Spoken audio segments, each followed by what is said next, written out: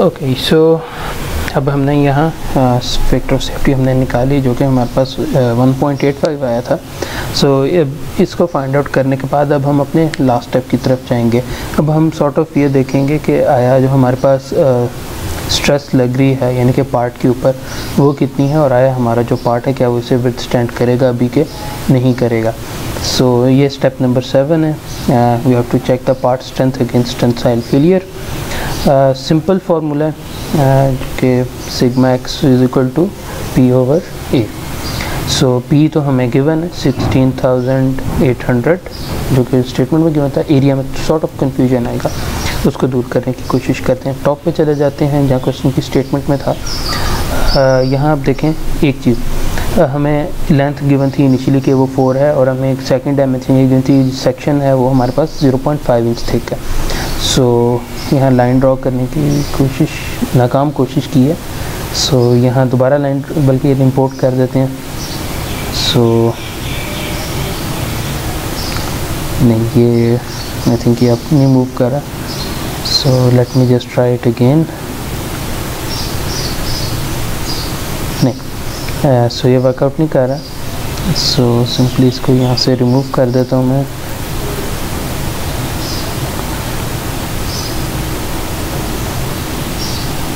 हाँ, ये that's fine. Simply pen से जो है मैं एक लाइन ड्रॉ कर देता हूँ सेंटर से, समथिंग लाइक दिस। इसको थोड़ा सा एक्सटेंड कर देता हूँ मैं टुवर्ड्स द एंड, ठीक है। यानी कि इस तरह की मैंने लाइन बना दी। अगर आप इस लाइन के क्रॉस देखें तो सर्कल है, ठीक है, और सर्कल का 1 इंच का डाया और ये लेंथ कंप्लीट 4 थी। सो यानी कि बेसिकली ये हमारे पास जो लेंथ होगी 3 होगी या फिर 4-1, यानी कि बेसिकली ओवरऑल लेंथ 4 थी। सो 1 इंच बीच में डाया की एक इफेक्टिव वो कंप्लीट लेंथ निकल गई। सो दैट वुड बी 4-1 या फिर 3 इंच। सो 3 इंच जो है हमारे पास ये वैल्यू आ जाती है। और अगर आप यहाँ इसको हम सेंटर से कट करें, इसको हम टॉप से देखें, इसका क्रॉस सेक्शनल व्यू बनाएं, सो ये कंप्लीट एक एरिया था। अगर हम इसको फाइंड आउट करने की कोशिश करें सो वो हमारे पास क्या बनेगा, 0.5 इंटू 3 इंच बनेगा, क्योंकि 1 इंच जो है वो सर्कल के हॉलोनेस की वजह से, उसके डाया की वजह से वो निकल जाता है। सो यह हम यहाँ यूज़ करेंगे, और जो एरिया अब हम यहाँ लिखेंगे that would be 3 into 0.5 inch. सो जब हम इसे सॉल्व करेंगे सो हमारे पास ये वैल्यू आएगी 11,200 PSI। सो ये अब हमारे पास जो है ये स्ट्रेस है। और ओके, सो नेक्स्ट अब हम factor of safety find out कर सकते हैं अगेंस्ट यील्डिंग। सो उसके लिए जो हमारे पास PSI में EST में 36 है तो 36,000 और यील्ड स्ट्रेंथ और 11,200 से डिवाइड करेंगे। सो फैक्टर ऑफ सेफ्टी हमारे पास आएगा 3.2 के अप्रॉक्सीमेटली आएगा। सो यहाँ जो है ये हमारा न्यूमेरिकल कंप्लीट हो जाता है। सो हमने यानी कि तमाम प्रोसीजर को बिल्कुल स्ट्रेट उसी तरह लेके चलते हुए हमने तमाम चीज़ें फाइंड आउट की हैं, और उसके बाद जो है हमने वेल्ड को भी हमने वेरीफाई किया। और उसके बाद हमने जो पार्ट जो हमारा टी कहने के जो अटैच हो रहा था उसको भी हमने चेक किया और उसको भी वेरीफाई किया कि वो भी हमारे पास जो है एज इट इज़ वहाँ इंटैक्ट रहेगा, और इस जो लोडिंग कंडीशन उसको सस्टेन करेगा। ये अभी फिलहाल जो तमाम लोडिंग है ये बिल्कुल सेंट्रिक लोडिंग है। आगे चल के टुवर्ड्स द एंड हम जाके सेंट्रिक लोडिंग पे भी आएंगे। सो यहाँ न्यूमेरिकल कंप्लीट होता है। अब हम दोबारा आगे चलते हैं और नेक्स्ट जो है एग्जांपल उसको देखते हैं। So moving on to our last topic for today, we are going to discuss the dynamic loading, और इसके आगे फिर एंड पे हम न्यूमेरिकल करेंगे। डायनामिक लोडिंग के केस में अगर हम बात करते हैं फॉर द वेल्डेड जॉइंट्स, जो एक मेन एक कह लें इंपॉर्टेंट या की पैरामीटर या फिर कह लें कि जो कि determine that is helpful in determining the failure of dynamic loaded weldments, वो हमारे पास है स्ट्रेस रेंज। ये बेसिकली एक टेस्टिंग की गई थी, इसकी कंप्लीट डिटेल आपकी बुक में ये मौजूद है around page number I think that is page number 941 ये पेज है, उसके ऊपर ये मेंशन है। बेसिकली किया क्या गया था कि टेस्टिंग की गई थी आपके पास, यानी कि एक ही बार कट के डिफरेंट कट पीसेस लिए गए, उनको जो है डिफरेंट फ्लक्चुएटिंग लोड्स के ऊपर जो है ना उनको पहले टेस्टिंग की गई। पहले अनवेल्डेड की टेस्टिंग की गई, फिर उसके बाद जो हमारे पास ये जॉइंट्स थे इनको कह लें CJP जो हमारे पास है कंप्लीट जॉइंट पेनिट्रेशन, उसके मुताबिक उसको टेस्ट उसको किया गया, कह लें डायनामिकली लोडिंग उस पर डिफरेंट केसेस में की गई। सो वहाँ हमने नोट किया कि ऐसा मीन स्ट्रेस को चेंज करने से कोई फ़र्क नहीं पड़ रहा था, जो स्ट्रेस हमारे पास जनरेट हो रहा था that was due to the stress range. और वहाँ से फिर हमने कह लें कि इन्फर किया कि the stress range is the single determining factor in the failure of dynamic loaded weldments. उसके अलावा चूँकि लाजमी आता है अब ये डायनामिक लोडिंग है, तो लाजमी आता है अब यहाँ कोई फटीग स्ट्रेंथ वगैरह का पैरामीटर आ रहा होगा, जो कि यहाँ हम SFR से मेंशन कर रहे हैं, which is the stress range fatigue strength obtained from the test data. बिल्कुल उसी तरह ही है जी, जिस तरह आपको याद होगा कि हमारे पास जो एंड्योरेंस लिमिट थी या फटीग लिमिट थी हमारे पास फॉर सिंपल मटेरियल, जो कि हमने डिज़ाइन ऑफ शाफ्ट में डिस्कस किया था, हमने कहा था डैट इज़ मोर और less around 50% of is ultimate tensile strength, और आमतौर पे वो कम हो जाती है क्योंकि बिल्कुल आइडियल केस था। फिर हम temperature, reliability, this and that, वो करेक्शन फैक्टर्स डाल के वैल्यू कम हो जाती थी। सो द क्वेश्चन अराइजेज कि क्या यहाँ हमें उन करेक्शन फैक्टर्स की ज़रूरत है, ठीक है, यानी कि वहाँ तो अनकरेक्टेड एंड्योरेंस लिमिट हमने 0.5 times ultimate tensile strength find out की थी। सो इस केस में बेसिकली आपके पास जो डेटा है ये data is obtained from the harsh condition, यानी कि अब वेल्डिंग आपने करके उसको actual working real life application में आपने रखा और वहाँ से फिर आपने ये डाटा नोट किया। सो इस वजह से जो है यहाँ आपको कोई इस तरह करेक्शन फैक्टर की आपको ज़रूरत नहीं पड़ेगी, ठीक है। So we don't have to factor this data, ठीक है, यानी कि हमें ज़रूरत नहीं है। सो सिंपली जो है 0.5 की बेस पे हम यहाँ इसको लेके चल लेंगे। अच्छा, उसके साथ साथ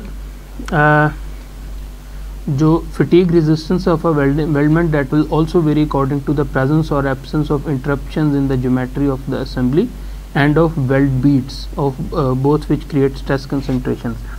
अच्छा, स्ट्रेस कंसंट्रेशन से एक और चीज़ भी आई थिंक मैं यहाँ टाइमली अगर बता दूँ, हमने जो यहाँ बात की थी कि आपने एक स्लोप देनी है, स्लोप हम इस वजह से भी दे रहे थे कि आपके पास यहाँ स्ट्रेस कंसंट्रेशन उस तरह जनरेट ना हो। आप देख रहे हैं कि there is a sudden reduction of area एक तरह से, सो इस वजह से हम जो है इसको चाहते हैं इसको ग्रेजुअली वहाँ से टॉप से इसको जो है टेपर्ड थिकनेस किया जाए जो हमारे पास पॉइंट बी में। सो ये याद रखिएगा कि ये भी एक फैक्टर था इस केस में। Okay, coming on to our current topic, यहाँ आप देखें हमारे पास मटेरियल जहाँ जहाँ इंटरप्शंस वगैरह आएंगी,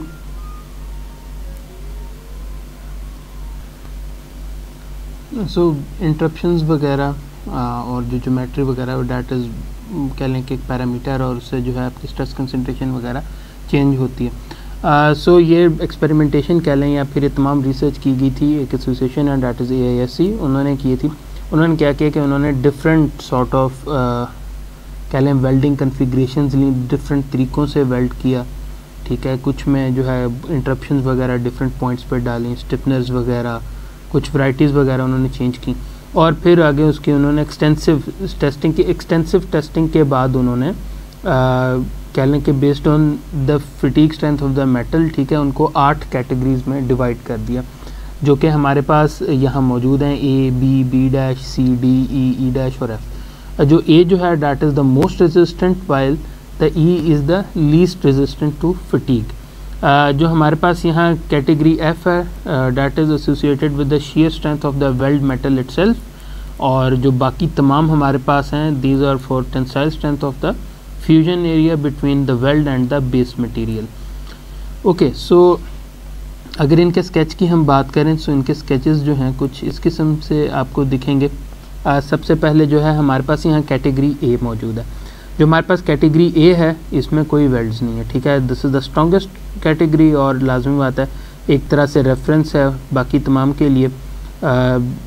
सो लो फटीग स्ट्रेंथ है, ठीक है, इसकी compare to a rotating beam specimen of the same material. Anyways, उसके बाद जो कैटेगरी B है उसमें आप देख सकते हैं कि हमारे पास यहाँ अगर इसको हम यहाँ जूम इन करके देख लें तो आप यहाँ देख रहे होंगे कि बिल्कुल एक ब्लैक लाइन जली, यानी कि एक सीमलेस एक बिल्कुल स्ट्रेट एक बेसिकली आपके पास यहाँ वेल्ड है, ठीक है। सो सिंपली हमारे पास जो कैटेगरी B है, ठीक है, उसमें सिंपल हमारे पास जो है कह लें कि कुछ अमाउंट ऑफ स्ट्रेस होगी जो कि हमारे पास कह लें यूँ ट्रांसफ़र हो रही होगी from the main member into the attachment जो हमने साथ लगाई है। सो ये जो है हमारे पास कैटेगरी बी है। इसी तरह हमारे पास जो थर्ड वन है जो कि आपको यहाँ नज़र आ रही है, this one is category C. So आप यहाँ कैटेगरी सी जो है इसको आप अगर देखें, सो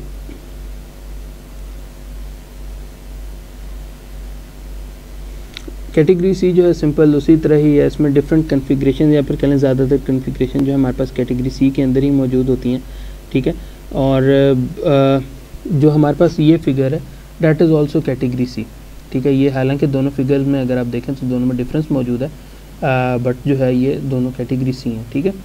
सो यहाँ अब इस केस में जो है हमने कह लें कि सिंपल जो है बेस मेटल के एंड्स पे जो है हमने यहाँ स्टिफनेस वगैरह लगाए हुए, ट्रांसवर्स स्टिफनेस एंड फ्लैंजेस और ग्राइडर वगैरह, ये जो है आपने सिंपल इसको ट्रांसवर्स फिलेट वेल्ड आपने यहाँ किए हैं। सो ये दोनों केसेस जो हैं आपके पास कैटेगरी सी में आते हैं। ये जो कैटेगरी है ये अब आपके पास जो 3 कैटेगरीज हैं बी, बी डैश और सी, इनमें से कोई भी कैटेगरी हो सकती है बेस्ड ऑन के हमने किस तरह इसमें वेल्डिंग की है। सो ये हमारे पास कुछ कैटेगरीज जो हैं यहाँ डिफाइंड है। नॉर्मली जो है यहाँ अच्छे खासे कह लें कि ये फिगर्स हैं और तमाम जो हैं बुक ने नहीं कवर की हुई। सो हम भी सिर्फ इन्हीं कैटेगरीज़ को हम कवर अप करेंगे और हम आगे चलते हैं। आगे जो है आपके पास ये कुछ रिलेशंस यहाँ गिवन है, ठीक है। सबसे पहले जो है हमारे पास रिलायबिलिटी का है, ठीक है, जो कि हमने फाइंड आउट करनी है और ये हमारे पास हम इसे यूटिलाइज़ करेंगे in order to find the simple fatigue range जो हमारे पास स्ट्रेस होगी उसको फाइंड आउट करने के लिए। सो ई आर जो है यहाँ एस ई आर जो है that is a stress range endurance strength, ठीक है। और इसी तरह जो है हमारे पास जो सेकंड टेबल है, ठीक है, उसमें डिफरेंट कन्फिग्रेशंस के अगेंस्ट एक जो पैरामीटर गिवन है एस एफ सी एफ का, उसके अलावा जो है आपके पास एस ई आर है। जो एस एफ आर एस है इधर, ठीक है, that is a share stress range fatigue strength, ठीक है, यानी कि फटीग के अंदर और शेयर के अंदर जो है फटीग रेंज जो होगी। और इसी तरह जो ई आर एस है that is endurance share endurance range share stress range endurance range यानी कि शेयर स्ट्रेस के अंदर है, ठीक है।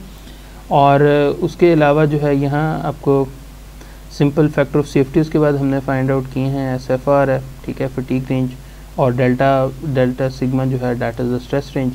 और इसी तरह जो है हमारे पास शेयर के अंदर आपके पास जो है एफ आर एस हो जाएगा और वहाँ डेल्टा टी आ गया, टॉ डेल्टा टॉ हो गया। सो ये बेसिकली जो है हमारे पास कुछ इसके कह लें टेबल्स थे जिनको हम यूटिलाइज़ करेंगे इवेंचुअली न्यूमेरिकल के अंदर। और मज़ीद जो है कुछ चीज़ें सॉर्ट ऑफ कंफ्यूजिंग हो सकती हैं एट टाइम्स। सिंपल आपने इसको जो है कुछ इस तरह से याद रखें कि एफ आर अगर एस नहीं आ रहा तो इसका मतलब है कि सिंपल ये रेंज की बात करें, फटीग रेंज की बात करें। अगर साथ एस आ जाएगा तो इसका मतलब है कि वो शेयर की बात करें, share stress range fatigue strength वगैरह। सो इस तरह जो है आप इसको याद रख सकते हैं इजीली कि एस किसको डिनोट करे, एफ से क्या है और आर से क्या है। सो ये दोनों चीज़ें, ठीक है। सो अभी हम जो है आगे न्यूमेरिकल पे आ जाते हैं। और अच्छा एक चीज़, एक दरमियान में चीज़ मिस हो गई है, आई थिंक उसको यहाँ डिस्कस करना ज़रूरी है कि नॉर्मली हम बात करते हैं कि फटीग रेंज और एंड्योरेंस लिमिट जो है basically they are the same thing.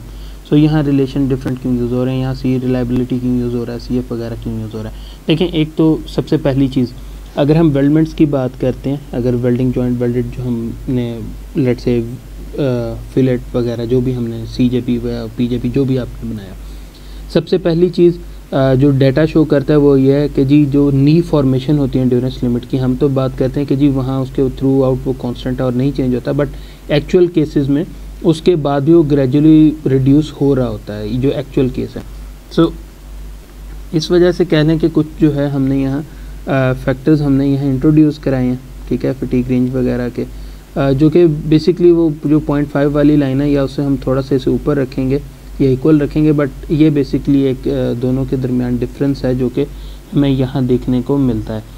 सो इस वजह से जो है यहाँ आप देख रहे हैं कि इस रिलेशन को हम यहाँ ग्रेटर देन और इक्वल टू हम यहाँ लेके चल रहे हैं बेसिकली इस वजह से। ओके, सो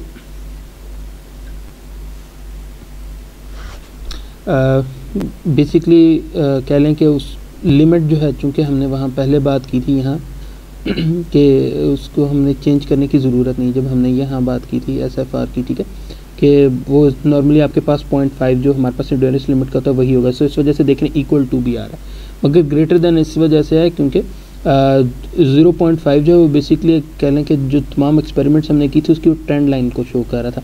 सो नॉर्मली केसेस में वो ज़्यादा भी होता है। सो इस वजह से इसको जो है थोड़ा सा हमने इसको ऊपर रखा है कि मिनिमम थ्रेशोल्ड तो वो है जो कि हमें 0.5 हमें एक्सपेरिमेंटेशन से अचीव हो रहा था, मगर कुछ केसेस में उससे ऊपर भी था। सो उसको केटर करने के लिए हमने ग्रेटर देन और इक्वल टू ये दोनों चीज़ें चल रही हैं। ओके, न्यूमेरिकल पे आ जाते हैं। वही हमारे पास एग्जांपल है। अब जो है data is dynamic loaded dynamically, repeated stress ranging from 0 to a maximum, ठीक है। We have to determine the largest repeated tensile load that the weld can safely withstand in finite life with the fatigue factor safety and NFRS जो है of 1.5। T बिल्कुल उसी तरह 0.5/4 inch wide ASTM A36 है, और उसके अलावा जो है 3/16 इंच इसके फिलेट वेल्ड्स हैं, इनकी विड्थ है इसकी, और full length on both side. So अभी हम इस न्यूमेरिकल को सॉल्व करके देख लेते हैं, और ये न्यूमेरिकल जो है ये हमारा लास्ट एक्शन होगा जो कि हम आज के लेक्चर में कवर करेंगे। ओके जी, सो हम अब न्यूमेरिकल को स्टार्ट करते हैं। सबसे पहले जो चीज़ आपने नोट करनी है वो ये है कि जो हमें फैक्टर गिवन है that is fatigue safety factor NFRS given है, ठीक है। सो इसका क्या मतलब है, देखें हमने जब कॉन्फ़िगरेशंस की बात की थी, ठीक है, और हमने कैटेगरीज़ की हमने यहाँ बात की थी समवेयर अराउंड हियर, ठीक है, यहाँ, ठीक है, और हमने ये बात की थी, यहाँ डिस्कस किया था कि हमारे पास जो कैटेगरी F है, ठीक है, that is associated with the share, ठीक है। सो शेयर इन द वेल्डमेंट उसके साथ एसोसिएटेड है, जबकि बाकी जो है वो टेंसाइल लोडिंग के साथ एसोसिएटेड है। सो अब अगर आप ये देखें कि हमारे पास NFRS गिवन है, सो इसका मतलब है कि ये बेसिकली कैटेगरी F बनती है, ठीक है। सो कैटेगरी F है, और उसके अलावा हमने एक ये रिलेशन भी देखा था। सो हम यहाँ से क्या कर सकते हैं, देखें हम ये बात करेंगे जो ये जो टेबल था, ठीक है, ये टेबल है बेसिकली SER के लिए, बट जो कैटेगरी F है उसमें तो वो चूँकि शेयर का केस है, सो हम ये अज्यूम करते हैं कि जो SER है that is basically equal to SERS, यानी कि शेयर के केस में। सो अगर ये इसके इक्वल है, सो हम क्या करते हैं कि SFRS को भी इसके इक्वल हम पुट कर देते हैं कि SFRS is equal to SERS that is equal to SER, और दैट इज़ इक्वल टू 8000 या 8 kPSI या 8000 PSI। SFRS fatigue shear stress range fatigue strength, ठीक है, आपके पास ये जो ERS है ये shear stress endurance range strength, और ER जो है सिंपल एंड्योरेंस स्ट्रेंथ। सो यहाँ से हमने SFRS फाइंड आउट कर दिया। नेक्स्ट जो है अब हमने allowable shear stress find out करना है, और हमने जो क्वेश्चन की स्टेटमेंट भी अगर हम देखते हैं, सो बेसिकली हमने लोड हमने फाइंड आउट करना है। सो शेयर का केस है जी। सो सबसे हम इसके बाद maximum allowable shear stress find out कर लेते हैं। उसके लिए सिंपल फार्मूला आपके पास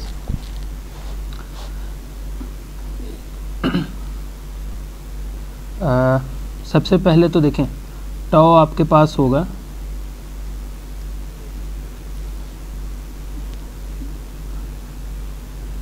Pmax ओवर ए शेयर, ठीक है, मगर इसको यूज़ करने के लिए अब आपके पास Vmax तो हमने फाइंड आउट करना है, और एरिया भी हमें नहीं गिवन, ठीक है। सो इसका मतलब है कि हम एक और रिलेशन यूज़ करेंगे, वो हमारे पास है कि जो फैक्टर ऑफ सेफ्टी है NFRS that is equal to SFRS, ठीक है, जो कि हमने फाइंड आउट किया, और जो हमारे पास टाउ अलाउएबल है। अगर हम इस रिलेशन को देखते हैं, सो हम यहाँ से टाउ अलाउएबल हम फाइंड आउट कर सकते हैं। वो हमारे पास मैक्सिमम अलाउएबल शेयर स्ट्रेस होगा SFRS जो कि हमारे पास 8000 है, डिवाइडेड बाय 1.5 जो कि हमारे पास शेयर में फैक्टर ऑफ सेफ्टी था। सो इसको डिवाइड करने पे ये वैल्यू बनेगी 5333 PSI।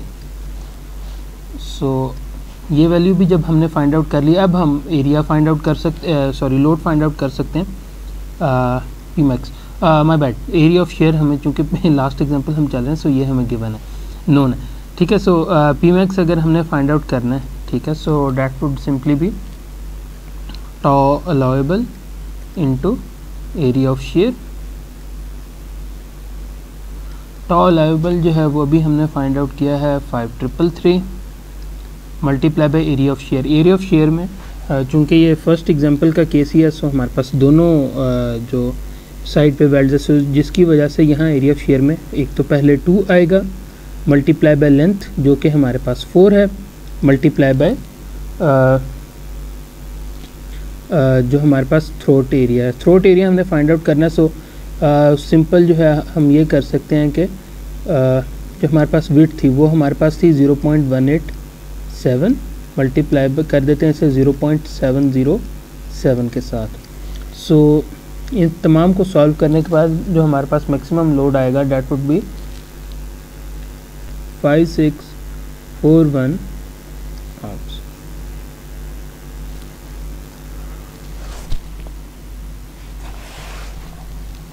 सो जब हमने ये फाइंड आउट कर लिया है, अब हम ये देख सकते हैं कि जो स्ट्रेस हमारे पास फ्यूजन एरिया है उसके अंदर चेक कर लेते हैं कि आइदर जो वेल्ड हमने बेस मटेरियल मेटल के साथ किया आइदर वो सेफ़ है कि नहीं। सो उसको अगर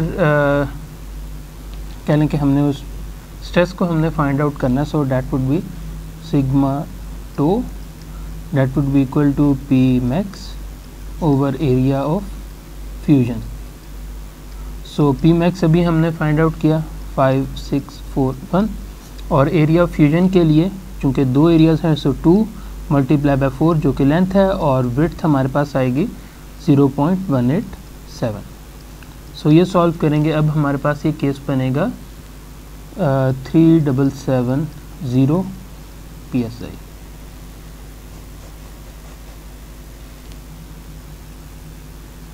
ठीक है। अच्छा, अब अगर हम इसी केस को कैटेगरी सी का केस हम कंसिडर करते हैं, सो उस केस में SER है, एंड्योरेंस रेंज स्ट्रेंथ है 10 kPSI या फिर SER is equal to 10,000 PSI। और जो हमने यहाँ भी सिग्मा टो फाइंड आउट किया है, ठीक है, जो कि उस फेस पे था, डेट वॉज 3770 PSI। सो हम क्या कर सकते हैं कि इसको अगर हम factor of safety find out करने की कोशिश करें, so that would be equal to NF कर देते हैं factor of safety, that would be equal to 10,000 divided by 3770, so that would be 2.65।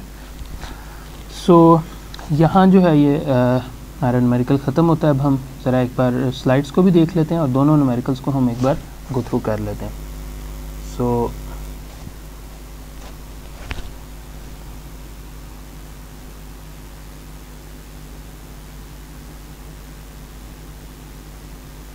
यहाँ जी हमारा फर्स्ट न्यूमेरिकल स्टार्ट हुआ जो कि स्टैटिक लोडिंग के केस में था।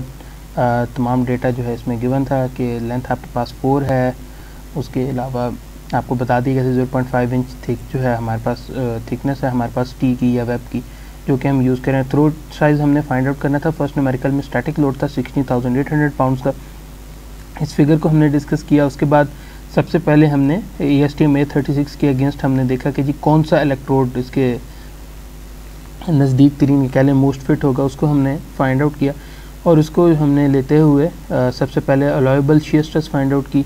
अलाउएबल स्ट्रेंथ हमने शियर स्ट्रेस फाइंड आउट करने के बाद हमने शियर एरिया फाइंड आउट किया और शियर एरिया को यूज़ करते हुए हमने थिकनेस फाइंड आउट की। थिकनेस फाइंड आउट करने के बाद हमने विड्थ लेग फाइंड आउट की।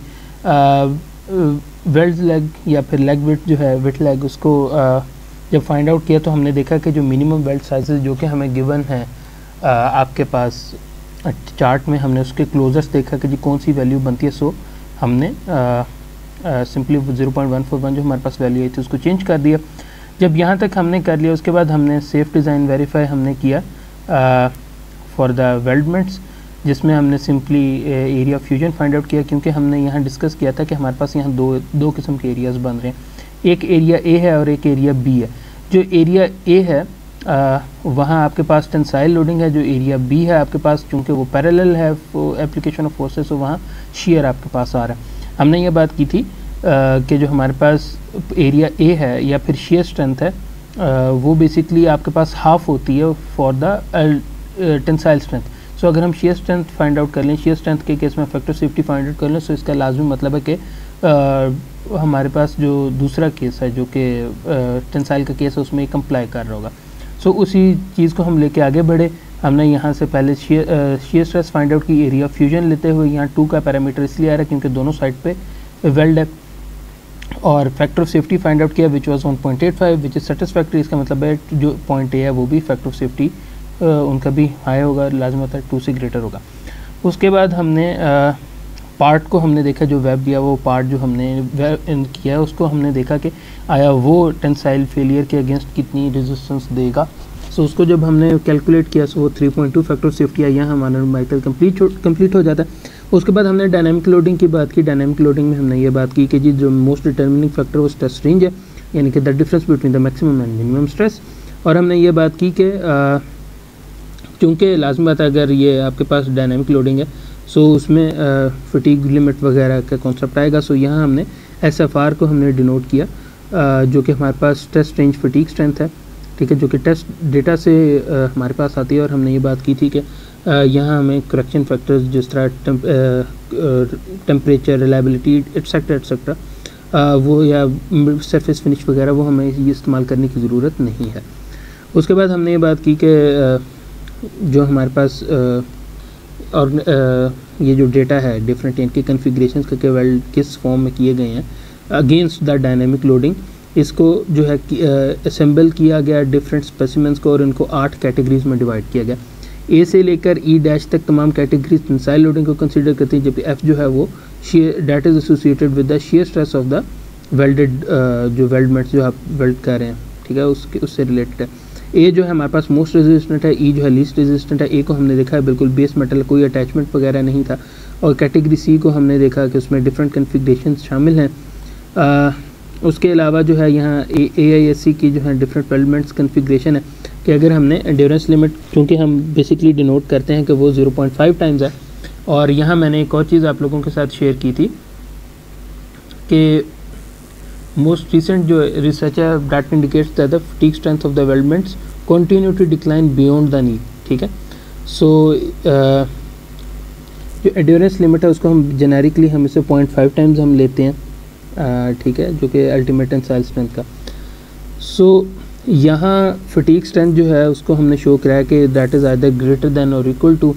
सो उसकी पॉसिबल जस्टिफिकेशन यही है कि जो हमारे पास 0.5 की लाइन है वो हमने एक तरह से ट्रेंड लाइन ली हुई है डेटा की और उसको हम जेनेरिकली चला रहे हैं। बट यहाँ आपके केस में हम क्या करते हैं कि या तो एटलीस्ट हम कंसीडर कर रहे हैं ऐसे, जिस तरह भाई हमने SFR की बात की थी कि हमारे पास जो है वो हमने सिंपल जो है obtained from the test data. So at least 0.5 time से ये स्टार्ट होगी और फिर एक्सीड करती जाएगी।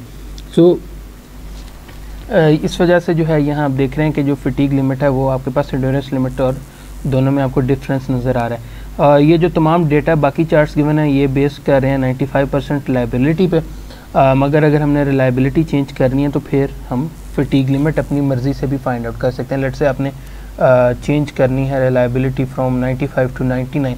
सो जब आप वो चेंज करने चलेंगे तो फिर वो तमाम वैल्यूज़ SCR की जो है वो चेंज होती जाएंगी। सो ये बेसिकली दोनों में आपको कह लें कि एक तरह से ये भी एक डिफरेंस इन दोनों के दरमियान मौजूद है। सो उसके बाद जो है हमने एग्जांपल के ऊपर आ गए थे, एग्जांपल को हमने डिस्कस किया, बाकी तमाम डाटा जो है क्वेश्चन नंबर 1 जो एग्जांपल 1 थी उसमें से गिवन था। सिर्फ आपको यहाँ बता दिया गया था जी फटीग सेफ्टी फैक्टर NFRS जो है वो आपके पास 1.5 है। अगर ये हमारे पास 1.5 है तो सबसे पहले जो हमारे पास कन्फ्यूजन आती है वो ये है कि जो वेल्डमेंट है ये तो बेसिकली आपके पास अगर इस फिगर को देखें और आप ये कैटेगरी सी के आप इस इमेज को देखें जो कि यहाँ मौजूद है बिल्कुल बॉटम पे, सो आप देख रहे हैं बिल्कुल सेम कैटेगरी है। बट चूँकि यहाँ फटीग और आपके पास फटीग का जिक्र है, शेयर का जिक्र है, सो इसका मतलब है that is category F dot category C. So हमने क्या किया कि कैटेगरी एफ के हिसाब से हमने इसको स्टार्ट किया और हमने इस रिलेशन को यूज़ किया जहाँ फटीग को हम एंड्योरेंस लिमिट के साथ मीटअप कराते हैं। अगर आप इस फिगर को देखें यहाँ हमारे पास ये तमाम जो चार्ट गिवन है यहाँ आपके पास SER ही गिवन है, ठीक है। बट हमारे पास इशू ये है कि जो कैटेगरी एफ है वो तो एसोसिएटेड ही शेयर के साथ है। सो हमने ये कहा कि ये जो S E R for category F है that is equal to S E R S for category F. अगर वो कैटेगरी एफ के S E R S equal है, यानी कि endurance range strength shear stress range endurance limit के equal है, so हम यहाँ से कह सकते हैं कि that is equal to S F R S, यानी कि shear stress range fatigue strength. सो अगर ये एस एफ आर एस के इक्वल है और हमने 8000 यहाँ लिया, सो इसको हम यूटिलाइज़ कर सकते हैं। फैक्टर ऑफ सेफ्टी हमारे पास है और हम allowable shear stress find out कर सकते हैं। शेयर स्ट्रेस आ जाएगी, एरिया हमें जो है लास्ट न्यूमेरिकल से नोन है, विड्थ ऑफ लेग का भी और इवेंचुअली थ्रोट का एरिया भी गिवन है, नोन है, ठीक है। सो हम वो फाइंड आउट कर सकते हैं। सो नेक्स्ट स्टेप में हमने टॉ अलाउएबल फाइंड आउट किया, बिल्कुल इसी तरह ये हमारे पास वैल्यू आई। उसके बाद हमने मैक्सिमम लोड फाइंड आउट किया, simple P is equal to जो आपके पास यहाँ लोड है, यहाँ टॉ है, यहाँ एरिया है 5333 जो कि टॉ लेवल यहाँ से फाइंड आउट किया। उसके बाद area of share find out करने के लिए 2 आया था क्योंकि 2 फिलेट वेल्ड्स थे। लेंथ ऑफ वेल्ड जो है वहाँ आपके पास 4 आ रहा था क्योंकि वो कंप्लीट डेटा में गिवन था, ठीक है। उसके बाद जो है आपके पास विड्थ ऑफ द वेल्ड है, ठीक है, जो कि 0.187 और 0.707 इस वजह से आ रहा है क्योंकि ये आपके पास एंगल फॉर ट्रांसवर्स वेल्ड है जो कि 45 डिग्री होता है, जो कि हम पहले कवर करके आए हैं। उसको फाइंड आउट करने के बाद हमने ये चेक किया कि आया ये तो हमने शेयर स्ट्रेस के केस में तो चेक कर लिया, बट अगर हम ये देखना चाह रहे थे कि जो हमारे पास मेटल सरफेस के ऊपर जो वेल्ड है वहाँ आपके पास क्या स्ट्रेस आ रही होगी। सो उसको फाइंड आउट करने के लिए हमने P max maximum load find out किया। एरिया ऑफ फ्यूजन अब लाजम आता है यहाँ यूटिलाइज होगा, विड्थ लेग आ रही है, सो लेंथ आपके पास है और विड्थ आपके पास है, आपके पास टो सिग्मा टो आ गया। सिंपल उसको अब हमने कैटेगरी सी का केस लिया कि जी अगर ये टेंसाइल लोडिंग होती, सो एस सी आर यहाँ देख सकते हैं 10 kps आई है, उसको यूटिलाइज किया, फैक्टर ऑफ सेफ्टी निकाला 2.65 आया। यहाँ हम अच्छा एक फाइनल चीज़ जो कि हो सकता है आपके लिए दरमियान पूरे लेक्चर में सॉर्ट ऑफ कंफ्यूजिंग हो, सो उसको यहाँ क्लियर कर देता हूँ। यहाँ आपने अक्सर वीडियोस का फॉलो करते हुए आपने देखा होगा कि कुछ जगहों पे जो है लेट्स से अब जिस तरह यहाँ लिखा हुआ है ये फिलेट वेल्ड लिखा हुआ है और इसको मैं बेवल बोलता हुआ आया हूँ, ठीक है। सो उसको मैं थोड़ा सा क्लैरिफाई कर देता हूँ। अगर हम बिल्कुल स्टार्ट में चलते हैं जहाँ हमारे पास यहाँ टाइप ऑफ वेल्ड हमने देखा था, देखें type of weld fillet weld ही है, बट उसकी जो कह लें कि जो जॉइंट प्रेपरेशन है अब उसमें देख रहे हैं आपके पास ये सिंगल बेवल आ रहा है, सिंगल वी आ रहा है, ठीक है। सो यहाँ अगर आप ये देखें जो हमारे पास ये तमाम वेल्ड्स हैं, ठीक है, ये तमाम आपके पास हैं फिलेट वेल्ड फिलेटी, मगर क्या है सिंगल आपके पास ये बेसिकली बेवल बन रहे हैं, ठीक है। सो इस वजह से सिंगल बेवल बन रहे हैं। सो इसकी वजह से जो तमाम आगे कह लें कि जो लेक्चर में है ज़्यादातर मैं इसको फिलेट वेल्ड, कुछ जगहों पे फिलेट वेल्ड बोला होगा, कुछ जगहों पे इसे जो है इसको सिंगल बेवल बोला हुआ। So both are same thing, आपने कंफ्यूज नहीं होना इससे, ठीक है, कि बुक में वर्डिंग जो है उसने फिलेट बोल दिया है, सो यहाँ जो है मैंने अगर इसको जो है सिंगल बेवल बोल दी क्योंकि बेसिकली वो बनता तो वो जो सिंगल बेवल है वही चीज़ बनती है, ठीक है, सिंगल बेवल ही वो बन रहा है। अगर हमने इस टेबल को हम देखें, यहाँ से अगर आप इस टेबल को देखें तो हमारे पास ये फिलेट है, मगर हमारे पास जो ये टाइप है बेसिकली ये आपके पास सिंगल बेवल वो बेसिकली वो वेल्ड हमारे पास को बन रहा है, सिंगल बेवल की शेप में बन रहा है, ठीक है। सो इस वजह से आपने कंफ्यूज नहीं होना, they are it is the same thing basically, ठीक है। सो आपको जो आपको जिस नाम में आप कंफर्टेबल हैं आप बेशक उसको इस नाम से कॉल करें और बेशक उसी को आप लिखें। सो इंशाल्लाह अच्छा आज के लेक्चर में एक और चीज़ कुछ आपको इस किस्म के ये चार्ट्स हैं जो कि बनाए हैं आपके एक सीनियर स्टूडेंट ने अपनी अंडरस्टैंडिंग के लिए डेवलप किए थे। सो उनको जो है यहाँ भी मैंने फ़ीचर कर दिया। अगर आप में से किसी को ये हेल्प आउट करते हैं और आपको ये समझ आती है सॉल्व करने में न्यूमेरिकल, सो आप भी इसको फॉलो कर सकते हो और बाकी टॉपिक्स के लिए भी आप इस तरह के चार्ट्स बना सकते हैं ताकि जो बाकी आपके आने वाले जूनियर्स होंगे या आपके जो बैचमेट्स हैं फेलोज़ हैं उनको भी फ़ायदा हो सके। सो ये हमारे पास स्टैटिक लोडिंग के लिए एक चार्ट है कि जो कि आपके सीनियर ने ही ये डिज़ाइन किया है और उसी की एफ़र्ट को जो है मैं एज इट इज़ यहाँ स्लाइड्स में इंट्रोड्यूस कर रहा हूँ। इसी तरह डायनामिक लोडिंग जो है उसके केस में भी उसने जो है ये चार्ट बनाया। और जो हमारे पास नेक्स्ट वीक हमारे पास टॉपिक आएगा वेल्ड एज अ लाइन है, उसके अंदर जो हमारे पास स्टैटिक लोडिंग के केस में जो फार्मूलाज यूज़ होंगे उसके लिए चार्ट है। उसके अलावा जो डायनामिक लोडिंग का एक केस है उसके लिए चार्ट है। सो इस तरह उसने ये 4 चार्ट्स बनाए थे और वो मैंने यहाँ फीचर कर दिए। आई होप कि इनकी वजह से जो आपको काफ़ी एडवांटेज होगा, और जब आप इसे खुद करेंगे सो अंडरस्टैंडिंग डेवलप होने में आपको ये बहुत ज़्यादा फ़ायदा देंगे। So that's it from this week, इंशाल्लाह सी यू नेक्स्ट वीक।